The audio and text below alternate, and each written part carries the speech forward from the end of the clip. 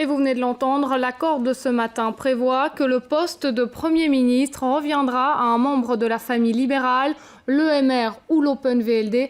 Fabrice Grosfilet, plusieurs candidats francophones et néerlandophones se retrouvent en lice. Oui, alors on va commencer avec le plus évident et probablement le plus légitime. C'est Charles Michel, le président du mouvement réformateur. Pourquoi le plus évident ? Tout simplement parce que le mouvement réformateur pèse plus lourd dans cette future coalition suédoise que l'Open VLD et parce que Charles Michel a suivi l'intégralité des négociations de cette formation. Il serait donc légitime, il connaîtrait toutes les subtilités de l'accord de gouvernement. Donc ça, c'est le candidat numéro 1. Alors, candidat numéro 2, toujours au mouvement réformateur, ce serait Didier Reynders, dans l'hypothèse où Charles Michel trouve qu'il n'est pas utile pour lui de monter aux 16 rue de la Loi, que c'est un petit peu un cadeau empoisonné, qu'il n'a pas envie d'assumer cet accord. Il pourrait envoyer Didier Reynders à sa place. Il a une très grande expérience ministérielle, ça c'est un atout. L'inconvénient, c'est que ce serait le propulser en pleine lumière, lui donner une grande visibilité, et ça, on n'est pas sûr que Charles Michel ait envie de le faire. Alors, peut-être que le mouvement réformateur renoncera à ce poste et peut-être que ce poste ira du côté de la famille néerlandophone. Donc, à l'Open VLD,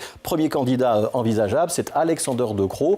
Ses atouts, c'est une certaine expérience ministérielle, son âge, il a moins de 40 ans, et aussi le fait qu'il est parfait bilingue. Deuxième candidat possible, Gwendoline Rutten, c'est la présidente de l'Open VLD, elle est sans doute un petit peu moins crédible. Et puis, troisième candidate citée, Maggie De Blok. Alors, Maggie De Blok, ça peut sembler une candidature un petit peu fantaisiste. Elle a une immense popularité, mais elle n'a quand même pas beaucoup d'expérience ministérielle. Elle a juste été secrétaire d'État pendant 2 ans. On ne peut pas penser qu'elle a une extraordinaire technicité politique ni une vision politique jusqu'à présent, mais son nom est bel et bien cité. Il a été cité, en tout cas, on me l'a confirmé à plusieurs sources la nuit dernière lors des négociations. Puis dernier candidat, mais un petit peu pour mémoire ou pour l'anecdote, c'est Guy Verhofstadt. Il a une très très grande expérience ministérielle. Il a dirigé 3 gouvernements, il faut le rappeler, mais il a un gros handicap, c'est d'abord qu'il n'a pas nécessairement envie de quitter l'Europe et ensuite qu'il y aura probablement un veto de la NVA, de Bart De Wever sur sa personne. Alors, vous voyez, ça c'est un casting théorique. Un casting théorique, il faut insister sur le mot théorique parce que vous savez,